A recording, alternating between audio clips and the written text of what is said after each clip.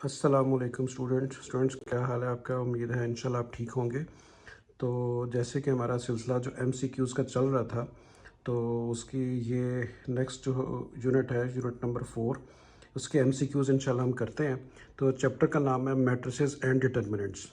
तो इसकी जो एक्सरसाइज 4.1 है, सबसे पहले जो एमसीक्यूज़ हैं वो उसी एक्सरसाइज से रिलेटेड हैं। तो इस तरह अगर आप एक्सरसाइज वाइज जो है ना तैयार करते रहेंगे तो फिर आपकी तैयारी भी अच्छी होगी, कोई चीज़ रह नहीं जाएगी। तो एक्सरसाइज जो है हमारी 4.1, उसका हम एमसीक्यूज़ को स्टार्ट करते हैं। एमसीक्यूज़ के अंदर अंदर ही मैं आपको सारी चीज़ें, इसके कंसेप्ट देता जाऊंगा, साथ साथ ही आपके क्लियर होते जाएंगे। तो इसका जो फर्स्ट जो है वो ये है, फर्स्ट जो पार्ट है इसका वो लिखा हुआ है, if a matrix A is of order M cross N then A has of the elements. तो याद रखिए स्टूडेंट हमेशा कि जब भी आप किसी भी एक मैट्रिक्स को रिप्रेजेंट करते हैं तो वो हमेशा पहले m और फिर क्रॉस n आता है, m क्रॉस n आता है। मतलब m जो होते हैं वो नंबर ऑफ आपके रोज होते हैं, n जो है वो नंबर ऑफ कॉलम्स होते हैं। तो उसने लिखा हुआ है कि if a matrix a is order m cross n then a has of elements. तो वो किसके एलिमेंट्स होंगे? वो m क्रॉस n के होंगे। ठीक है, वो m क्रॉस n के होंगे। ज़ाहिर है जब भी आप इसका ऑर्डर बनाते हैं उसमें प्लस तो होता नहीं, ना माइनस होता है, ना मल्टीप्लाई। इसमें इस तरह लिखते हैं, t तो इसमें हो ही नहीं सकता डेफिनेटली। m क्रॉस हमेशा n होता है। ये किसी भी एक मैट्रिक्स के ऑर्डर को रिप्रेजेंट करता है कि उसमें m नंबर ऑफ रोज है और n नंबर ऑफ कॉलम्स है। तो इसकी राइट ऑप्शन जो होगी वो a होगी कि m क्रॉस n। ठीक है, तो किसी भी एक मैट्रिक्स ए के अंदर जब भी उसका ऑर्डर m क्रॉस n लिखा जाता है तो ए के एलिमेंट्स कैसे लिखे जाते हैं? m क्रॉस n लिखे जाते हैं। ठीक है स्टूडेंट, समझ आ गई। सेकंड पे चलते हैं। इसमें लिखा हुआ है उसने कि a matrix which only one row is called. तो ये जो टाइप ऑफ मैट्रिसेस हैं उसके अंदर ही आता है कि किस टाइप की ये मैट्रिक्स है। अगर किसी भी एक मैट्रिक्स के अंदर, किसी भी एक मैट्रिक्स के अंदर सिर्फ एक ही रो हो तो उसे क्या कहते हैं? A matrix which only one row is called. तो याद रखें स्टूडेंट्स, अगर कोई भी एक ऐसा मैट्रिक्स हो जिसमें एक ही रो हो तो वो रो मैट्रिक्स कहलाता है। देखिए उसे लिखा हुआ है row matrix, column matrix, square matrix या नन ऑफ दिस। तो इसकी जो राइट ऑप्शन है वो है रो मैट्रिक्स। यानी रो मैट्रिक्स ऐसा मैट्रिक्स होता है जिसमें एक ही रो होती है। उसके बाद आते हैं थर्ड ऑप्शन की तरफ। तो इसकी राइट ऑप्शन ए होगी। तो थर्ड में है द मैट्रिक्स 1020 इज। वो कह रहा है कि ये जो मैट्रिक्स है ये क्या है। ठीक है, मतलब ये वही टाइप आपने बतानी है, क्या वो नल है, क्या वो आइडेंटिटी है, क्या वो स्केलर है, क्या वो डायगनल है। तो आपने ये बताना है। तो याद रखिएगा स्टूडेंट्स, इसको डायगनल कहते हैं। ये जो चीज़ होती है इसको कहते हैं डायगनल। ठीक है, तो डायगनल मैट्रिक्स जो होता है वो अगर वो उसके number of element same order में ना हो। ठीक है, ये देखिए यहाँ पे 1 लिखा हुआ है, यहाँ पे 2 लिखा हुआ है और रिमेनिंग एलिमेंट शुड बी 0। तो वो डिटरमिनेंट जो होता है वो डायगनल कहलाता है, वो डिटरमिनेंट डायगनल होता है। तो देखिए इसके डायगनल में डिफरेंट एलिमेंट्स हैं। अगर डिफरेंट एलिमेंट्स होंगे तो उसे डायगनल एलिमेंट मैट्रिक्स बोलेंगे। तो इसकी ऑप्शन है नल, आइडेंटिटी, स्केलर या डायगनल। तो डायगनल इसकी डी जो है ना, इसकी राइट ऑप्शन है। ठीक है, यानी अगर मैं इसको सेम ऑर्डर में कर दूं, अगर फॉर एग्जांपल मैं यहाँ पे कर दूं 2 और यहाँ पे 2 कर दूं, तो फिर वो डायगनल मैट्रिक्स नहीं बल्कि वो क्या हो जाएगा? Scalar matrix. तो याद रखें स्टूडेंट्स, जो डायगनल मैट्रिक्स होता है और स्केलर मैट्रिक्स होता है उसमें दोनों में फर्क यही होता है कि अगर डायगनल डिफरेंट एलिमेंट्स हैं तो वो डायगनल मैट्रिक्स है, अगर वो सेम ऑर्डर में है तो फिर वो क्या है? स्केलर मैट्रिक्स है। And the other element should be 0। यहाँ 0 होना जरूरी है, ये भी जरूरी है। ठीक है, तो नल है, आइडेंटिटी है, स्केलर है, डायगनल है। तो इसकी राइट ऑप्शन जो है वो डायगनल है। ठीक है स्टूडेंट्स, उसके बाद आगे चलते हैं। द ऑर्डर ए जो है वो है m क्रॉस n। यानी कोई भी एक मैट्रिक्स ए है जिसका ऑर्डर है m क्रॉस n, यानी उसमें m नंबर ऑफ रोज और n नंबर ऑफ कॉलम है। फिर एक बी मैट्रिक्स है जिसके जो रोज और कॉलम्स क्या है? n क्रॉस p है। मतलब उसमें नंबर ऑफ रोज जो है वो कितनी है? n है, और जो नंबर ऑफ कॉलम है वो क्या है? p है। देन वो कह रहा है ए बी ट्रांसपोज क्या होगा।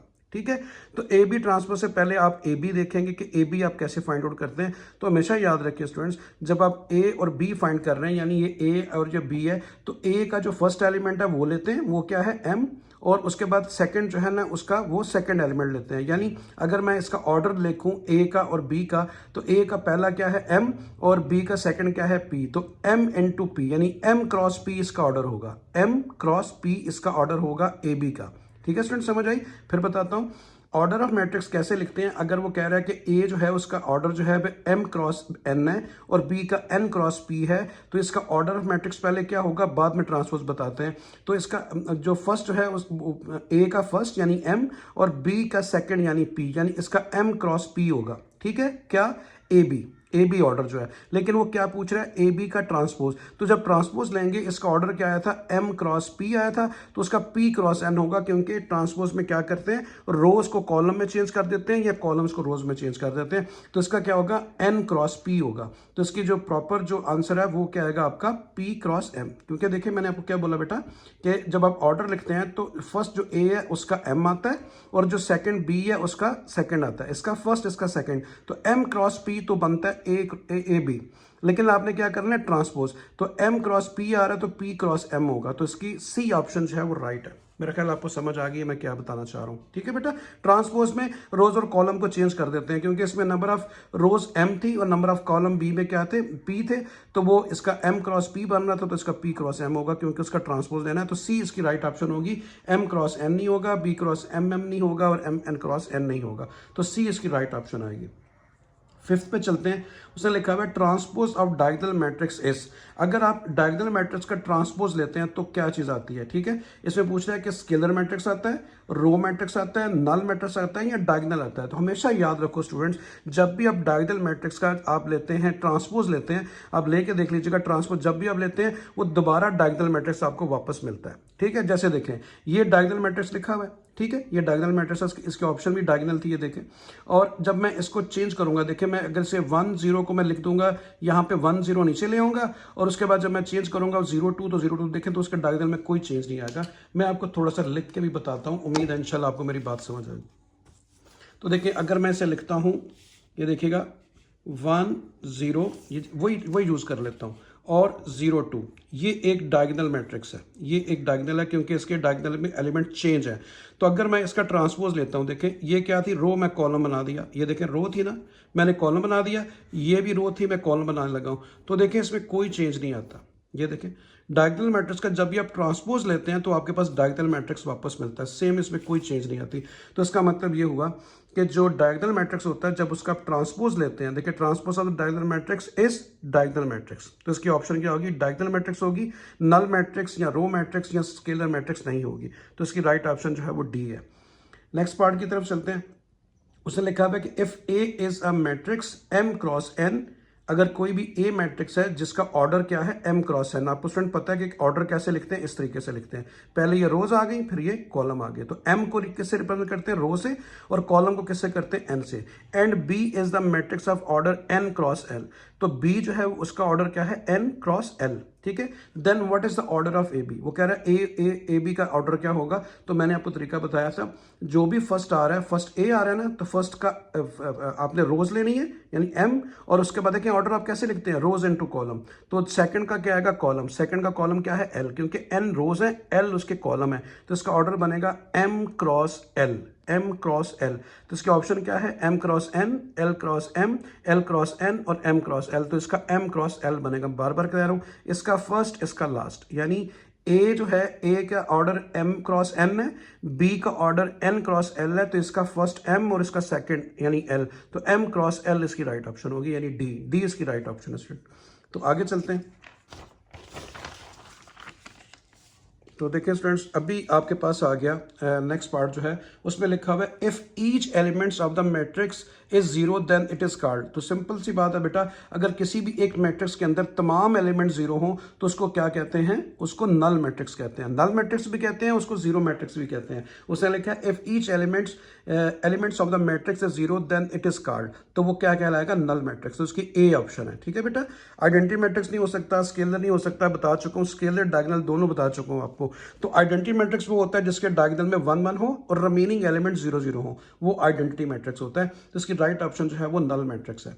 उसके बाद देखिए नेक्स्ट लिखा हुआ है the matrix obtained by interchanging its rows and column is called. अगर आप किसी भी एक मैट्रिक्स की को इंटरचेंज कर दें उसकी रोज और कॉलम्स को, यानी रोज और कॉलम को आपस में बदल दें, तो जो मैट्रिक्स आपके पास हासिल होता है वो कौन सा होता है? डेफिनेटली वो ट्रांसपोज होता है, उसे ट्रांसपोज कहते हैं। ठीक है, तो उसने ऑप्शन दी है, क्या आपके पास इनवर्स आएगा अगर रोज और कॉलम को चेंज करें, या ट्रांसपोज आएगा, या सिमेट्रिक आएगा, या फिर एडजॉइंट आएगा? तो इसकी राइट ऑप्शन बी है, ट्रांसपोज आएगा आपके पास। अगर आप किसी भी रोज को इंटरचेंज कर दें कॉलम्स में तो आपके पास जो फाइंड होगा मैट्रिक्स वो उसका ट्रांसपोज होगा। तो इसकी राइट ऑप्शन है ट्रांसपोज।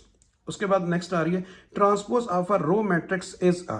वो कह रहे हैं अगर आप किसी भी रो मैट्रिक्स का ट्रांसपोज ले लें तो सिंपल सी बात है, देखिए स्टूडेंट्स मैं आपको बताता हूं। अगर मैंने ये देखिए एक मैट्रिक्स लिखा है ए, ये लिखा हुआ है 2 5 9, ये क्या है? रो मैट्रिक्स है। क्यों? मैंने बोला था row matrix is a matrix which consist only one row, जिसकी एक ही रो हो। देखिए एक ही रो है, तो जब आप इसका ट्रांसपोज लेंगे तो देखिए आपके पास क्या आ जाएगा, बताता हूँ। ये देखें, ये मैंने इसकी रो थी, मैंने इसका कॉलम बना दिया। ये देखें 2 5 9 रो थी, तो मैंने क्या इसका बना दिया 2 5 9 इसका कॉलम। तो देखिए पहले क्या थी? रो थी, तो ये रो मैट्रिक्स हो गया। अभी देखिए एक ही कॉलम है, आल तो देखिए रो कितनी है 1 2 3, लेकिन कॉलम एक ही है। तो जब कॉलम एक है तो इसका मतलब है जब कोई भी रो मैट्रिक्स हो उसका ट्रांसपोज लें तो वो कौन सा मैट्रिक्स बन जाता है? Column matrix. क्योंकि column matrix is a matrix which consist only one column, तो इसका एक ही कॉलम है। तो किसी भी एक रो मैट्रिक्स का जब आप ट्रांसपोज लें तो वो रो मैट्रिक्स नहीं रहता बल्कि वो कॉलम मैट्रिक्स बन जाता है। ठीक है स्टूडेंट्स, तो इसके ऑप्शन होगी कॉलम मैट्रिक्स। तो यहाँ पे लिखा हुआ है if order of matrix is यही है transpose of a row matrix is sorry है। तो वो कह रहा है अगर किसी भी एक रो मैट्रिक्स का ट्रांसपोज लें तो आंसर आपका क्या आएगा? Column matrix. तो इसकी देखिए square matrix, column matrix, symmetric matrix और स्क्यू सिमेट्रिक। तो आपके पास ऑप्शन क्या आएगी? B. B is the right option, column matrix. तो किसी भी ट्रांसपोज लें किसी रो का तो आपके पास कॉलम मैट्रिक्स आएगा। आगे चलते हैं। If order of matrix A is M cross N, अगर कोई भी मैट्रिक्स ए है जिसका ऑर्डर एम क्रॉस एन है, then order of A transpose क्या होगा? ये हमने पहले भी पढ़ा था, ए का ट्रांसपोज क्या होगा। तो सिंपल देखें बेटा कि आपने क्या करना है, आपने एम और एन को आपस में इंटरचेंज कर देना है। क्योंकि अगर बात हो रही है उसकी सॉरी ऑर्डर की, सॉरी बच्चे, उसने लिखा if order of matrix A is M cross N, then order of A into A transpose क्या होगा? आपने सबसे पहले देखें इसका वो ऑर्डर लिया, ऑर्डर एम क्रॉस एन है। तो जब इसका ट्रांसपोज लेंगे तो मैंने क्या बोला था, इसका आपस में चेंज कर देते हैं रोज और कॉलम्स को, यानी उसका होगा N cross M, N cross M. ठीक है, तो ऑप्शन क्या है? M cross N, N cross N, N cross M, M cross M. तो इसकी राइट ऑप्शन सी होगी एन क्रॉस एम। सिर्फ इनको आपस में रिप्लेस करना है। ये रो थी एम और एन कॉलम थे, कॉलम इधर आ जाएगा, रो इधर चली जाएगी, तो एन क्रॉस एम हो जाएगा। तो इसकी राइट ऑप्शन जो है वो सी है। ठीक है, नेक्स्ट है a matrix of order 1 cross n is called. कहता है कि अगर कोई वो मैट्रिक्स क्या कहलाता है अगर उसका ऑर्डर क्या हो 1 क्रॉस n हो। तो ऑप्शन क्या है? यूनिट वेक्टर कहलाता है, डायगोनल मैट्रिक्स कहलाता है, कॉलम मैट्रिक्स कहलाता है या रो। तो देखिए बेटा n आपको मैंने बोला था, ये देखें अगर आप यहाँ पे देखें तो m क्रॉस n हमेशा ऑर्डर लिखते हैं। फर्स्ट क्या होती है? रोज, और ये क्या होता है? कॉलम होता है। ठीक है, ये रो होती है और ये कॉलम। तो यहां पे देखिए उसने क्या लिखा हुआ है 1 क्रॉस n, तो n आपका क्या है? n आपका जो है वो कॉलम है। तो यहां पे देखिए उसने लिखा हुआ है आपका वो यूनिट मैट्रिक्स है। ठीक है, या फिर आपका क्या है? डायगोनल मैट्रिक्स है, कॉलम मैट्रिक्स है या रो मैट्रिक्स है? तो ये रो मैट्रिक्स होगा। ठीक है, जब भी आप किसी भी एक मैट्रिक्स को 1 से मल्टीप्लाई करते हैं तो आपके पास एक ही रो आती है, तो ये रो मैट्रिक्स होगा। ठीक है, क्लियर बात समझ आ गई? तो इसकी राइट ऑप्शन होगी रो मैट्रिक्स। यूनिट मैट्रिक्स हो नहीं सकता है, डायगोनल भी नहीं है और ये कॉलम मैट्रिक्स भी नहीं है, बल्कि रो मैट्रिक्स होगा। ठीक है जी, क्लियर बात समझ आई? अगर यहाँ पे लिखा होता m क्रॉस 1 तो वो फिर क्या होता? कॉलम मैट्रिक्स होता। अगर 1 क्रॉस n लिखा हुआ है तो वो फिर इसका मतलब है कि उसके अंदर यहाँ पे देखें बेटा m क्या है? एम होती है रो, तो रो की जगह पे क्या आ गया? 1, एन अपनी जगह पे है। तो इसका मतलब है ये कोई ऐसी जो मैट्रिक्स है जिसमें नंबर ऑफ रो जो है वो एक ही है। तो जिसमें नंबर ऑफ रो एक हो तो कौन सा मैट्रिक्स होता है? Row matrix. तो इसकी ऑप्शन डी जो है वो राइट होगी। ठीक है बेटा, आगे चलते हैं। आगे आपकी एक्सरसाइज 4.2। ठीक है बेटा, 4.2 की तरफ चलते हैं। 4.1 के जो MCQs थे वो मैंने आपको करा दिए, अभी हम 4.2 से रिलेटेड MCQs करते हैं। उसने लिखा हुआ है if the matrix this one, ये लैम्डा का साइन है बेटा, जैसे अल्फा बीटा गैमा आपने पढ़ा हुआ है, ये लैम्डा का साइन है। उसने कहा अगर लैम्डा 4 1 2 हो इज अ सिंगुलर मैट्रिक्स, अगर ये मैट्रिक्स सिंगुलर हो तो स्टूडेंट याद रखें सिंगुलर मैट्रिक्स वो मैट्रिक्स होता है जिसका डिटर्मिनेंट 0 हो। जैसे देखिए मैं अगर आपको एक मैट्रिक्स लिखूं यहाँ पे, अगर मैं यहाँ पे मैट्रिक्स लिख रहा हूँ 5 2 यहाँ पे कर देता हूँ मैं आपका जी 0, और बल्कि इसको छोड़ें, मैं आपको दोबारा बताता हूँ बेटा, 2 × 3, और यहाँ पे मैं कर देता हूँ आपका 2, और यहाँ भी मैं कर देता हूँ 3। तो अभी आप ज़रा देखिएगा, अगर मैं इसका डिटर्मिनेंट लेता हूँ तो डिटर्मिनेंट कैसे लेते हैं, इन दोनों को पहले मल्टीप्लाई करते हैं, क्या आ गया 6, दरमियान में क्या होता है माइनस, फिर इन दोनों को मल्टीप्लाई करते हैं 6। तो देखें आपके पास जो है वो डिटर्मिनेंट आ गया a का 0। तो इसका मतलब है ये क्या है, ये मैट्रिक्स जो है ये सिंगुलर है, ये सिंगुलर है। तो सिंगुलर वो मैट्रिक्स होता है जिसका आपका डिटर्मिनेंट 0 आए, तो ये एक सिंगुलर मैट्रिक्स है, इसे कहते हैं। तो उसने कहा कि if the matrix this one is singular then lambda is, lambda की वैल्यू आप बताएं। तो लैम्डा की वैल्यू आपने फाइंड करनी है, तो बहुत आसान है। देखें बेटा मैं लिखता हूं, ये आ गया जी लैम्डा 4, 1 और 2। अभी आपने लैम्डा की वैल्यू फाइंड करनी है, हमेशा स्टार्ट यहाँ से लेते हैं स्टूडेंट। तो मैं क्या करूँगा, 4 और लैम्डा को मल्टीप्लाई करूँ, 2 और लैम्डा को मल्टीप्लाई करूँगा, 2 लैम्डा, दरमियान में माइनस होता है, फिर इन दोनों को मल्टीप्लाई करना है, 4 1 जा 4। और ये एक सिंगुलर मैट्रिक्स है, ये 0 के इक्वल होता है, इसको आप 0 के इक्वल लिखेंगे। तो ये आपके पास आ गया 2 लैम्डा इज इक्वल टू 4। अभी आप देखें 2 को जब राइट पे लेके जाएंगे तो डिवाइड होगा, तो लैम्डा की वैल्यू क्या आ गई 2।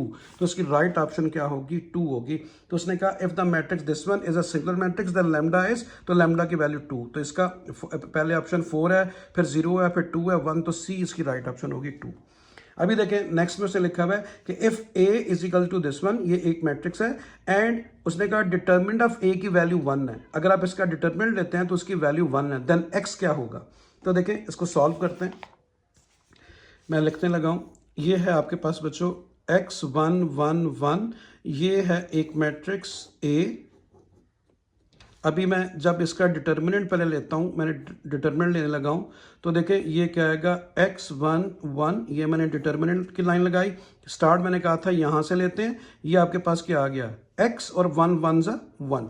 ठीक है स्टूडेंट, समझ आई, ये आपके पास आ गया। तो अभी आप देखें ये आ गया a डिटर्मिनेंट, फिर मैंने लिखा ए डिटर्मिनेंट। अच्छा देखिए बेटा, ए डिटर्मिनेंट की वैल्यू उसने क्या दी हुई है, उसने कहा जी ए का डिटर्मिनेंट 1 के इक्वल है। तो इस डिटर्मिनेंट की जगह पे मैं 1 लिख रहा हूं, is equal to x minus 1। तो 1 को इस तरफ ले आए, 1 इस तरफ आगे प्लस हो गया, तो x की वैल्यू क्या आ गई आपके पास 2, x की वैल्यू 2 आ गई। तो इसका मतलब ये हुआ कि ये जो लिखा हुआ है जिसमें x की वैल्यू फाइंड करने के लिए बोला है, इसकी ऑप्शन 0 है, 1 है, 2 है और 3 है। तो इसकी ऑप्शन जो होगी वो आपके पास क्या होगी, 2 होगी। ठीक है बेटा, देखें उसने, आप इसका पहले डिटर्मिनेंट फाइंड करें, डिटर्मिनेंट फाइंड करें, और उसने कहा डिटर्मिनेंट जो है वो 1 है, उसकी जगह पे 1 लिखें, और उसके बाद x की वैल्यू को फाइंड आउट कर लें। ठीक है जी। अच्छा उसके बाद आगे चलते हैं। The matrix this one is, वो कह रहा है कि ये जो मैट्रिक्स है ये बेसिकली है क्या। The matrix this one is non singular है, सिमेट्रिक है, स्क्यू सिमेट्रिक है, या फिर सिंगुलर है। ठीक है, तो सिंगुलर की मैंने आपको क्या बोला था कि सिंगुलर जो होता है ऐसा मैट्रिक्स होता है जिसका डिटर्मिनेंट क्या है, 0 आए। तो देखें बेटा, अगर आप इसका डिटर्मिनेंट फाइंड करें तो कैसे करते हैं, इन दोनों को मल्टीप्लाई करते हैं, फिर इन दोनों को मल्टीप्लाई करते हैं, दरमियान में क्या होता है माइनस, इन दोनों को मल्टीप्लाई करूंगा तो क्या आएगा 15, दरमियान में आ गया माइनस, इन दोनों को मल्टीप्लाई करूंगा फिर 15, तो 15 माइनस 15 0। तो इसका मतलब है ये जो है मैट्रिक्स जो है ये एक सिंगुलर मैट्रिक्स है। तो इसकी राइट ऑप्शन क्या होगी, डी, क्योंकि ये 0 आप डिटर्मिनेंट दे रहा है। तो इसकी option skew symmetric, symmetric non singular नहीं होगी बल्कि सिंगुलर होगी। तो इसकी डी जो है वो राइट ऑप्शन है। फोर्थ पे चलते हैं। The value of determinant of an identity matrix is equal to, वो कह रहा है कि एक जो कौन सा डिटर्मिनेंट जो होता है, the value of the determinant of an identity matrix. देखिए आइडेंटिटी मैट्रिक्स वो होता है ये 1 0 0 1, ये होता है बच्चों आइडेंटिटी मैट्रिक्स, इसे कहते हैं आइडेंटिटी मैट्रिक्स। ठीक है, वो कह रहा है कि इसकी वैल्यू क्या होती है। देखें उसने लिखा था value of the determinant of an identity matrix is equal to, तो आइडेंटिटी मैट्रिक्स इसको कहते हैं। अगर मैं इसका डिटर्मिनेंट लूं तो ये देखिएगा, ये देखें, ये इसे कहते हैं डिटर्मिनेंट का साइन, स्टेट आ गई 1 0 0 1। तो इसका मैं डिटर्मिनेंट लगा, 1 को मैंने 1 से मल्टीप्लाई किया 1, और उसके बाद किसे करते हैं इन दोनों को, तो 0। तो आंसर क्या आ गया आपके पास 1। तो इसका मतलब है जो एक आइडेंटिटी मैट्रिक्स होता है उसका जब आप डिटर्मिनेंट लेते हैं तो आंसर क्या आता है 1। ठीक है, तो देखिए लिखा हुआ है the value of the determinant of an identity matrix is equal to 0 1 -1 2, तो 1 इसकी राइट ऑप्शन होगी। मैंने अभी आपको सॉल्व करके भी बता दिया, तो इसकी राइट ऑप्शन होगी 1।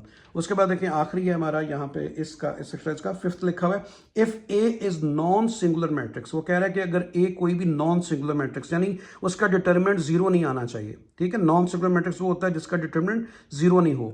तो if A is the non singular matrix square matrix then A into A minus यानी ए -1 या ए इनवर्स इक्वल टू। तो स्टूडेंट्स आपने हमेशा बच्चों याद रखना है कि जब भी आप किसी भी चीज़ का इन्वर्स फाइंड करते हैं, देखिए इन्वर्स किसका है, ए का ही है ना, तो आपने ए का इन्वर्स फाइंड किया, दोबारा जब उसको ए को मल्टीप्लाई करेंगे हमेशा याद रखें वो आपके पास क्या आएगा, वो आपके पास आएगा 1, ठीक है। तो ये आपके पास इसकी राइट ऑप्शन आ गई 1, बल्कि इसको ऐसे होना चाहिए 1 की बजाय मैं इसको कर देता हूं बच्चों आई के इक्वल, ये आई इसकी राइट ऑप्शन है। यानी मैं आपको ये समझाना चाह रहा हूं कि अगर आपके पास ए और ए इनवर्स हो वो हमेशा आइडेंटिटी मैट्रिक्स आता है। यानी अगर आप किसी भी ए मैट्रिक्स को, मैंने ये जो इनवर्स फाइंड किया मैंने ए का ही तो किया है, तो अगर आप जब ए इनवर्स फाइंड कर लें और दोबारा ए को मल्टीप्लाई करें तो आपके पास हमेशा आइडेंटिटी मैट्रिक्स आएगा। तो इसकी राइट ऑप्शन होगी आई, ठीक है। ये 1 नहीं, सॉरी गलती से लिखा गया, तो डी इसकी राइट ऑप्शन है जो कि आई है। समझ आ गई बेटा? मैं फिर एक दफ़ा एक्सप्लेन करता हूं। अगर आप किसी चीज़ का इन्वर्स फाइंड करें और जिसका फाइंड किया यानी ए का, दोनों को मल्टीप्लाई करें दोनों के आंसर को, तो आपके पास हमेशा आइडेंटिटी मैट्रिक्स आएगा। और मैं आइडेंटिटी मैट्रिक्स आपको बता चुका हूं कौन सा होता है, ये होता है हमेशा आंसर 1 0 0 1 आएगा। कोई भी आप खुद से करके देख लेना, ठीक है। हमेशा आपके पास रिजल्ट ये मिलेगा आइडेंटिटी मैट्रिक्स। तो ये फिफ्थ हो गया, आगे चलते हैं। उसके बाद आ रहा है सिक्स्थ। तो देखिए बेटा सिक्स में लिखा हुआ है if A is this one यानी 2 1 6 3 देन को फैक्टर ऑफ 6 इज। वो कह रहा है कि जो मैट्रिक्स ए है 2 1 6 3, तो देन को फैक्टर जो होगा 6 का वो क्या होगा, 6 का को फैक्टर क्या होगा। तो हमेशा याद रखें बेटा जब भी आप को फैक्टर लिखते हैं तो उसको इस तरीके से करते हैं, जैसे देखें मैं आपको समझाता हूँ। ये लिखा हुआ है 2 1 6 3, इसका आपने को फैक्टर अगर बताना है तो किसका पूछ रहा है, 6 का। 6 किस जगह पे, इस जगह पे है। तो इसको हमेशा क्या लिखा जाता है कि आप A11 अगर इसका मैं को फैक्टर मैट्रिक्स लिखूं A12, फिर ये नीचे वाली रो आ गई तो 2 1 और A22, यानी ये A11 ये A12, फिर ये यहाँ से सेकंड रो आ गई है तो A21 A22, इस तरह लिखा जाता है। तो अब देखें वो इसकी जगह पूछ रहा है, वो ये 6 आपका यहाँ पे है, ये देखें 6 आपका यहाँ पे है। तो आपने कैसे लिखना होता है, आपने लिखना होता है -1, ये स्टैंडर्ड रूल है, और फिर यहाँ पे लिखना होता है आपने 2 + 1। जो चीज़ इधर लिखी है वही आपने यहाँ लिखनी होती है, दरम्यान में प्लस। तो देखिए -1 की पावर क्या आ गई यहाँ पे 3, तो बेसिकली -1 की पावर 3 क्या होती है, -1 होती है। बात समझ आ गई, ठीक है। अगर फॉर एग्जांपल चले मैं A22 लेता तो मैं उसे क्या लिखता, -1 तो एक फिक्स है, फिर मैं यहाँ पे 2 + 2 लिखता। तो देखिए -1 की पावर क्या आ रही है 4, तो इसका आंसर क्या आता +1। तो वो आपसे ये पूछ रहा है को फैक्टर 6 का को फैक्टर क्या बनेगा -1, तो इसका आंसर क्या होगा -1। तो अभी आप देखें इसकी ऑप्शन जो आ रही है वो A है आपके पास 1, B है -1, C है -6 और D3 है, तो इसकी राइट ऑप्शन जो है वो B होगी जो कि -1 है। तो आगे चलते हैं। If the matrices A and B are conformable for multiplication then, तो दो मैट्रिक्स अभी आप स्टूडेंट याद रखना है, कोई भी दो मैट्रिक्स जो होते हैं वो कन्फर्मेबल फॉर मल्टीप्लिकेशन कब होते हैं। फॉर एग्जाम्पल मैंने अगर ए और बी फाइंड करना है तो आप याद रखें ए के नंबर ऑफ कॉलम्स और बी की नंबर ऑफ रोज, ये दोनों जब इक्वल होंगे तो मैट्रिक्स आपस में मल्टीप्लाई हो सकते हैं, अदरवाइज नहीं हो सकते। जैसे मैं आपको एग्जांपल दूं कि ये लिखा हुआ है 5 2 1 9 3 2, ये मेरे पास एक ए मैट्रिक्स है, ठीक है, और मेरे पास एक बी मैट्रिक्स है कि 2 1 9 4 2 0, सपोज ये है। अभी आप देखिए मैंने आपको बोला जो भी पहले है, यानी आपने अगर ए बी फाइंड करना है, जो भी पहले आ रहा है उसके नंबर ऑफ कॉलम कितने हैं 2 और बी की नंबर ऑफ रोज कितनी है 2, तो नंबर ऑफ कॉलम और नंबर ऑफ रोज दोनों के बराबर हो गए, तो ए और बी आपस में मल्टीप्लाई हो सकते हैं, ठीक है। तो कंडीशन क्या हुई कि 2 matrices A and B are conformable for multiplication if the number of column A equal to the number of rows B। तो अब याद रखें कि नंबर ऑफ कॉलम्स और नंबर ऑफ रोज आपस में बराबर होंगी। फर्स्ट के नंबर ऑफ कॉलम सेकंड के नंबर ऑफ रोज इक्वल होंगे तो दोनों मैट्रिक्स आपस में कंफर्मेबल फॉर मल्टीप्लिकेशन होंगे। तो देखिए यहाँ पे उसने लिखा है if the matrices A and B are conformable for multiplication then आपके पास क्या रिजल्ट आना चाहिए। मतलब उसमें आप समझें कि ए यहाँ पे लिखा हुआ है क्या A B is equal to B है, क्या A B is equal to A होता है, क्या A B is equal to B होता है, क्या A B is not equal to B है। तो ये जरूरी चीज है कि दो मैट्रिसेस आपस में मल्टीप्लाई कब होती हैं, जब A B is not equal to B A हो। तो इसकी राइट ऑप्शन ये है। जैसे मैं आपको मिसाल इसी की दे देता हूं बेटा, अगर मुझे कहा जाए अभी इसका बी ए फाइंड करो, तो मैंने आपको क्या बोला, जो भी पहले आ रहा है उसके नंबर ऑफ कॉलम्स इक्वल होने चाहिए जो बाद में आ रहा है उसकी रोज के, देन वो मल्टीप्लाई हो सकते हैं, अदरवाइज नहीं हो सकते। तो देखें बी के नंबर ऑफ कॉलम ये पहले और ये समझे बाद में है। देखें बी पहले है ना, बी पहले और ए बाद में है, तो इसके नंबर ऑफ कॉलम कितने हैं 1 2 3 और इसकी नंबर ऑफ रोज कितनी है 1। ये देखें अगर मैं बी ए लिखूं यहाँ पे ऐसे, तो बी के देखें नंबर ऑफ कॉलम कितने हैं 1 2 और 3 और ये इसकी रोज कितनी है 1 2 3। तो ये इस तरीके से जो है ना इस मामला को करते हैं। ठीक है बेटा, समझ आ गई आपको। तो इसकी राइट ऑप्शन क्या होगी कि जब ए बी जो है वो बी ए के इक्वल नहीं होगा तो देन आप लिखेंगे कि कंफर्मेबल फॉर मल्टीप्लिकेशन। ठीक है बच्चों, समझ आ गई। अभी आ गया बात आ गई 8 की। 8 में लिखा हुआ है if A is square matrix then which is true. वो कह रहा है कि अगर कोई भी एक मैट्रिक्स स्क्वायर हो तो इसमें कंडीशन कौन सी जो है वो ट्रू होगी। देखिए दोबारा पढ़े, if A is a square matrix, एक स्क्वायर मैट्रिक्स हो। स्क्वायर मैट्रिक्स वो मैट्रिक्स होता है जिसमें नंबर ऑफ रोज और नंबर ऑफ कॉलम बराबर हो, जिसमें नंबर ऑफ रोज और नंबर ऑफ कॉलम बराबर हो। ठीक है, तो वो कह रहे हैं इसमें से फिर स्टेटमेंट कौन सी ट्रू होगी। तो ए जो है ए उसका डिटरमिनेंट माइनस, ये आपको पता है डिटरमिनेंट के साइन होता है। ए का डिटरमिनेंट क्या माइनस ए के डिटरमिनेंट के इक्वल होगा, या फिर ए का डिटरमिनेंट ए के ट्रांसपोज के डिटरमिनेंट के इक्वल होगा, या फिर ए का डिटरमिनेंट जो है माइनस ए ट्रांसपोज, या फिर ए स्क्वायर का डिटरमिनेंट ए डिटरमिनेंट के इक्वल होगा। तो इसकी राइट ऑप्शन है स्टूडेंट्स ए का डिटरमिनेंट ट्रांसपोज ऑफ टी के इक्वल होगा। यानी अगर आप किसी भी एक स्क्वायर मैट्रिक्स जो है उसका जब भी आप ट्रांसपोज लेते हैं तो उसका डिटरमिनेंट हमेशा चेंज नहीं होता, वही आता है अगर आप उसको लेते हैं। ठीक है बेटे, दोबारा बताता हूं कि ए का आप डिटरमिनेंट लें और उसके बाद आप ए का ट्रांसपोज लें फिर उसका डिटरमिनेंट लें, तो दोनों आपस में बराबर होंगे। तो इसकी ट्रू कंडीशन जो है वो बी है। ठीक है बच्चों, समझ आ गई। दोबारा बताता हूं, कोई ए मैट्रिक्स लें, उसका डिटरमिनेंट फाइंड करें, फिर उसका ट्रांसपोज लें, फिर उसका डिटरमिनेंट फाइंड करें। आप देखिएगा कि दोनों जो हैं वो क्या होंगे, आपस में इक्वल आएंगे। तो ये कंडीशन जो है वो ट्रू होगी। तो इसकी राइट ऑप्शन जो है वो बी है। 9th में लिखा हुआ है कि if A is equal to 5 then A transpose क्या होगा। ठीक है, उसका डिटरमिनेंट। तो देखिए बेटा, अगर मैं ए का लेता हूं डिटरमिनेंट, ये 5 है ना, इसका 5 अगर डिटरमिनेंट है तो उसका ट्रांसपोज क्या होगा। अगर मैं इसको रोज और कॉलम को आपस में चेंज करूं, ये देखें ना इसमें क्या लिखा हुआ है, ए का आपने ट्रांसपोज लेना है। ठीक है, तो जब मैं इसका ट्रांसपोज लूंगा तो 5 जो है वो चाहे मैं रो में लिखूं चाहे कॉलम में लिखूं उसने 5 ही रहना है। तो इसकी राइट ऑप्शन होगी 5, यानी -5 नहीं हो सकता, 1/5 नहीं हो सकता, 0 नहीं हो सकता, 5 वो एक ही एलिमेंट है। तो डेफिनेटली आप क्या करेंगे, आप उसको जो है वो बेशक चेंज भी कर देंगे तो आपके पास उसका ट्रांसपोज जो आएगा वो 5 ही आएगा। ठीक है, बात समझ आ गई। तो ये 5 होगा। उसके बाद आ गया 10th, उसने लिखा हुआ है A B whole transpose. A B whole transpose को याद रखें, मैं अभी से बता देता हूं कि ए बी ट्रांसपोज को हमेशा आप लिख सकते हैं बी ट्रांसपोज, यानी बी पहले आएगा ए बाद में, B transpose into A transpose इसकी राइट ऑप्शन होगी। इसको याद कर लें, अभी से जो बता रहा हूं। ऑप्शन देखते हैं कि बी का ट्रांसपोज पहले आता है फिर ए का ट्रांसपोज, तो ए बी तो हो ही नहीं सकता, ट्रांसपोज खत्म हो गया, ये भी नहीं हो सकता। ये लिखा हुआ है ए ट्रांसपोज बी ट्रांसपोज, तो ये ए ट्रांसपोज और बी ट्रांसपोज नहीं करना, हमेशा ट्रांसपोज में क्या करते हैं, इन दोनों को रिप्लेस करते हैं, बी पहले और ए बाद में। तो बी का ट्रांसपोज इनटू ए का ट्रांसपोज, तो इसकी डी ऑप्शन होगी, यानी बी ट्रांसपोज और ए ट्रांसपोज। ठीक है स्टूडेंट्स, तो इस तरीके से 10th आपका हो गया।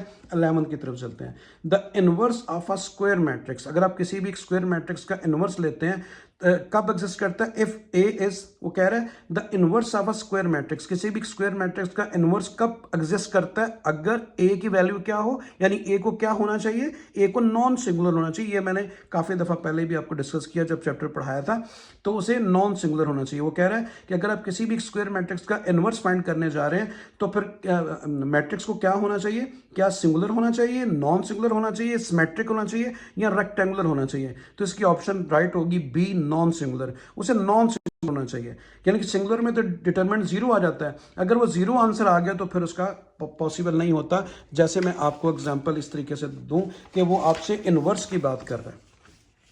ये देखें बेटा, आपको पता है कि इनवर्स जो होता है उसका फार्मूला क्या होता है, उसका फार्मूला होता है adjoint of A divide by determinant of A. तो देखें, अगर डिटर्मिनेंट का आंसर मेरे पास जीरो आ जाए, मतलब सिंगुलर, आपको पता है ना, अगर आंसर जीरो आए तो वो सिंगुलर मैट्रिक्स होता है। तो अगर हमें देखें कोई भी ऊपर वैल्यू आ जाती है एंजाइन की, कुछ भी आ जाती है, और नीचे मुझे डिटर्मिनेंट जीरो मिलता है, तो ये बात आपने याद रखनी है कि अगर जीरो नीचे डिवाइड हो रहा हो तो आंसर क्या होता है, अनडिफाइंड होता है, यानी उसका आप फाइंड ही नहीं कर सकते इनवर्स अगर नीचे जीरो आ जाए, क्योंकि वो होता क्या है, वो इन्फिनिटी होता है। ठीक है बच्चों, अगर नीचे डिवीजन में जीरो आ जाए तो उसका आंसर अनडिफाइंड होता है, क्योंकि उसका आंसर इन्फिनिटी हो जाता है। तो दैट्स वाई आप उसका नॉन सिंगुलर होना जरूरी है, तो इसका आंसर राइट होगा नॉन सिंगुलर। ठीक है, सिमेट्रिक और रेक्टेंगुलर तो हो ही नहीं सकता। तो इस तरीके से ये आपका कंप्लीट हुआ। अभी हम चलते हैं आगे। अभी आगे 4.3। ठीक है, 4.1 का मैंने करा दिया, 2 का करा दिया, अभी आगे 3। तो 4.3 में लिखा हुआ है, अभी ये टॉपिक है रैंक का। तो सबसे पहले तो आपने स्टूडेंट ये समझना कि बेसिकली रैंक होता क्या, रैंक ऑफ द मैट्रिक्स। जो नॉन जीरो रोज होती हैं वो रैंक ऑफ द मैट्रिक्स होता है। Non zero rose is called rank of the matrix. ठीक है, तो मैं अभी आपको समझाता भी हूँ। देखिए रैंक कैसे आता है, अब देखिएगा, अगर मैं यहाँ पे लिखा है 5 2 1 9 0 0 0 0 0, तो अगर मैं इसका रैंक लिखूं तो मैंने अभी आपको बोला कि जो नॉन जीरो रोज होती हैं, नॉट कॉलम, नॉन जीरो, जो जीरो ना हो वो रैंक होता है। तो नॉन जीरो कितनी है, ये भी नॉन जीरो है, ये भी नॉन जीरो। नॉन जीरो का मतलब सारी जीरो होनी चाहिए, जीरो का मतलब ये होता है। ठीक है, तो ये एक नॉन जीरो है, तो एक नॉन जीरो, दो नॉन जीरो, तो इसका रैंक क्या हो गया, 2, क्योंकि ये तो जीरो है। अगर इसी तरीके से मैं लिखता हूँ 8 1 9 4 2 0 1 4 9, तो अभी आप देखें जब मैं इसका रैंक लिखूंगा इस मैट्रिक्स का, मैं आपको रैंक ऑफ द मैट्रिक्स बता रहा हूँ, तो वो क्या होगा 3, क्योंकि ये भी नॉन जीरो है, ये भी नॉन जीरो है ना, ये भी नॉन जीरो है। तो 3 के 3 नॉन जीरो रोज हैं, तो उसका रैंक 3 होगा। इसका रैंक 2 होगा क्योंकि एक बीच में जीरो रो आ रही है, तो इसे कहते हैं रैंक ऑफ द मैट्रिक्स, यानी non zero rose is called rank of the matrix. तो उसने कहा रैंक ऑफ द मैट्रिक्स बताएं, तो इसमें देखें नॉन जीरो कोई भी रो नहीं है, ये भी नॉन जीरो है, क्योंकि सारे दोनों जीरो होने चाहिए, ये भी नॉन जीरो है, ये भी नॉन जीरो है, तो इसका क्या होगा, रैंक 2 होगा। तो इसका ऑप्शन क्या आ रही है, 1 2 3 4, तो इसकी राइट ऑप्शन क्या होगी, बी, यानी कि 2। उसके बाद है the rank of the matrix. फिर इसका पूछा गया, डिफरेंट मैंने मैट्रिक्स दिए ताकि आपको समझ आए। तो देखिए बेटा, रो इसकी एक ही है, इसकी देखिए एक ही रो है, कॉलम 3 है, रो एक ही है। तो मैंने आपको बोला था नॉन जीरो जो रो होती है वो रैंक होता है। तो इसमें देखें एक ही रो है, तो वो भी नॉन जीरो है, तो उसका रैंक क्या होगा, 1 होगा। जीरो आ रहा है ऑप्शन, 1 आ रहा है, 2 आ रहा है, 3 आ रहा है, तो उसका बी ऑप्शन होगा 1। अभी थर्ड एक और आपको मैं वेरिएशन दी है जिसमें लिखा हुआ है रैंक ऑफ द मैट्रिक्स क्या होगा। अभी देखें इसका रैंक, तो नॉन जीरो रोज ढूंढे, नॉन जीरो, ये भी जीरो नहीं है क्योंकि बीच में 1 आ गया, ये भी जीरो नहीं है क्योंकि बीच में 1 आ गया, सारे जीरो होने चाहिए। तो ये भी एक नॉन जीरो रो है, ये भी एक नॉन जीरो रो है, तो कितनी होगी, 2 होगी, क्योंकि ये तो जीरो है, तो 2 हो गई, तो रैंक इसका 2 आ गया। तो इसकी ऑप्शन बी जो है वो राइट होगी, 1 3 या 4 नहीं हो सकती। फोर्थ पे आते हैं। फोर्थ में लिखा हुआ है कि if A X is equal to B, अगर ए एक्स जो है वो बी के इक्वल हो, रिप्रेजेंट करे the system of non homogeneous linear equation, x किसके इक्वल होगा। तो जब भी आप याद रखें, ये फार्मूला आपने पढ़ा हुआ है, जब भी आप इन्वर्जन मेथड से आप फाइंड आउट करते हैं सॉल्यूशन इक्वेशंस का, तो ये फार्मूला आप लिखते हैं A X is equal to B.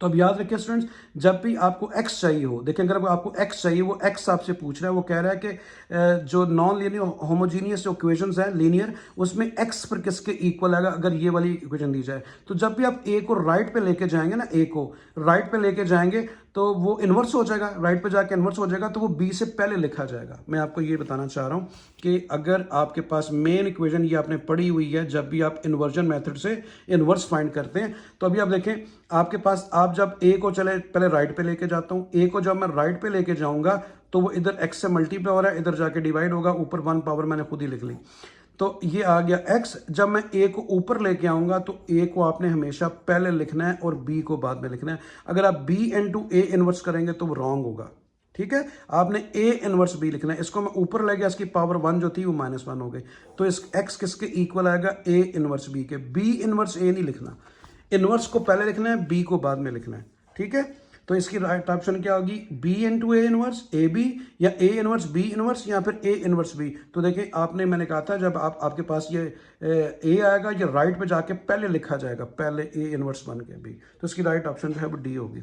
पांचवा है कि for non homogeneous linear equation. Homogeneous equations बेटा वो इक्वेशंस होती हैं जब आपके पास उसके अंदर वेरिएबल यूज हो रहे हैं एक्स वाई जी, जब उनकी वैल्यू आप फाइंड आउट करें तो किसी भी इक्वेशन पे लगाएं तो आंसर आपको सेम मिले, चाहे इक्वेशन नंबर 1 में लगाएं, चाहे 2 में लगाएं, चाहे 3 में लगाएं, तो आपको आंसर सेम मिले, उसे कहते हैं होमोजीनियस इक्वेशन। तो नॉन होमोजीनियस डेफिनेटली वो इक्वेशंस होंगी जिसमें आपको डिफरेंट आंसर्स मिलेंगे एक्स वाई की सेम वैल्यू को पुट करने से। तो linear equation system A X is equal to B, वो कह रहे हैं A X is equal to B हो तो सोल्यूशन इज पॉसिबल इफ, कहता है कि अगर A X is equal to B हो तो सोल्यूशन पॉसिबल कब होगा, पॉसिबल कब होगा। फिर वही बात आ जाती है बेटा, उसका सोल्यूशन पॉसिबल कब होता है, जब आपका गिवन मैट्रिक्स जो है वो नॉन सिंगुलर हो, नॉन सिंगुलर हो, यानी उसका आंसर जीरो नहीं होना चाहिए, जीरो के इक्वल ना आए। तो ऑप्शन क्या है कि A is equal to zero यानी सिंगुलर, सेकंड में क्या है उसका determinant not equal to zero यानी कि non singular, both A and B, वो कह रहा है ए और बी दोनों ऑप्शन होंगे या फिर नन ऑफ दीज। तो इसकी राइट ऑप्शन बी है कि ए का डिटर्मिनेंट जीरो नहीं होना चाहिए वरना आंसर गलत आएगा, ठीक है। तो ए का डिटरमिनेंट जो है वो जीरो नहीं होना चाहिए, क्योंकि नीचे जीरो आ गया तो इसका मतलब है अनडिफाइंड, जो मैंने आपको अभी भी बात समझाई थी। ये अगर आपको दोबारा दिखाऊं तो ये देखें, जब भी आप इनवर्स फाइंड करेंगे अगर तो डिटरमिनेंट जीरो आ गया, जीरो का मतलब क्या होता है सिंगुलर, तो फिर उसका आंसर जो है पॉसिबल नहीं है। इसे क्या होना चाहिए, नॉन सिंगुलर होना चाहिए, यानी ए का डिटरमिनेंट जीरो के इक्वल नहीं आना चाहिए। तो इसकी राइट ऑप्शन क्या होगी, बी होगी, ठीक है बच्चों। तो आगे बस थोड़े से रह गए हैं, उसको देखते हैं, फिर कंप्लीट करते हैं। 6 में लिखा हुआ है if a system has a unique solution of infinity many solutions then the system is called. हमेशा याद रखिएगा बेटा, अगर एक ही इक्वेशन से बहुत सारे सॉल्यूशंस आ रहे हो, यूनिक सॉल्यूशन जो है वो क्या हो, वो कह रहे हैं if a system has a unique solution or infinitely many solutions, या अगर तो इनफाइनाइट से इनफाइनाइटली मैनी सॉल्यूशन हो या फिर उसके यूनिक सॉल्यूशन हो, देन सिस्टम इज कॉल्ड, फिर सिस्टम क्या कहलाता है, तो सिस्टम वो हमेशा कंसिस्टेंट होता है। याद रखिएगा बेटा, ऐसा सिस्टम कंसिस्टेंट होता है अगर उसके या तो फिर यूनिक सॉल्यूशन हो या फिर इनफाइनाइटली मैनी सॉल्यूशंस हो। अगर किसी भी एक इक्वेशन के यूनिक सॉल्यूशन हो या फिर इनफाइनाइटली मैनी सॉल्यूशन हो तो वो सिस्टम हमेशा क्या कहलाता है, कंसिस्टेंट कहलाता है। ऑप्शन क्या दिया, कांस्टेंट, कंसिस्टेंट, यूनिक या फिर इनकंसिस्टेंट, तो वो सिस्टम कंसिस्टेंट होता है, ठीक है। तो आपने इसका आंसर जो है ना वो बी राइट ऑप्शन लिखनी है।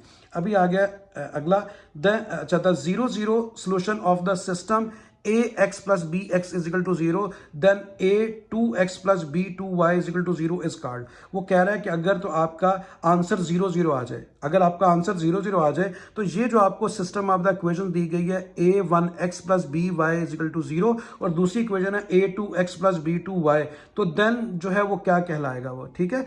तो अभी आप देखें, जब आपने x और y की वैल्यू फाइंड करनी थी, वो दोनों अगर जीरो ही हो गए, ये x की वैल्यू होती है, y की वैल्यू होती है। अगर मैं x की जगह पे जीरो लिखूं और y की जगह पे जीरो लिखूं तो ये सारा सिस्टम जीरो। तो जब zero is equal to zero आएगा, देखें ये जब यहाँ पे मैं x की जगह पे जीरो लिखूंगा, y की जगह जीरो लिखूंगा तो zero is equal to zero आ गया।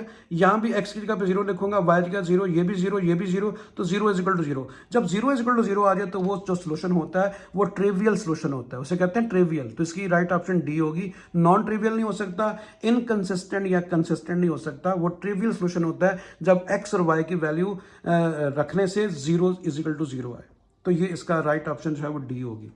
फिर लिखा हुआ है the trivial solution of the homogeneous linear equation is, वो कह रहा है कि जो ट्रिवियल सॉल्यूशन होता है किसी भी होमोजीनियस का, वो क्या होता है, क्या वो 1 0 0 होता है। अभी मैंने बात की कि जीरो आना चाहिए सारा, तो 1 0 0 होता है, 0 1 0 होता है, 0 0 1 होता है, या तीनों जीरो, तो उसके तीनों जीरो आंसर आना चाहिए। अभी मैं ट्रिवियल सॉल्यूशन के ऊपर बात आपके बोली बेटा कि अगर आपका answer zero is equal to zero आ जाए, जब x की वैल्यू जीरो रखें, y की zero, zero is equal to zero, यहाँ भी x की वैल्यू जीरो, y की value zero, zero to zero, तो जब आप तीनों के आंसर जीरो आ जाए, 0 0 0, तो वो आंसर किसका होता है, वो ट्रिवियल का होता है। तो इसकी ऑप्शन क्या होगी, डी।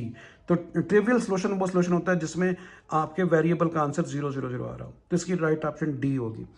आखिरी जो पार्ट है इसका, for homogeneous linear equation A X is equal to 0 non trivial solution is possible if A determinant किसके इक्वल आना चाहिए, 0 के।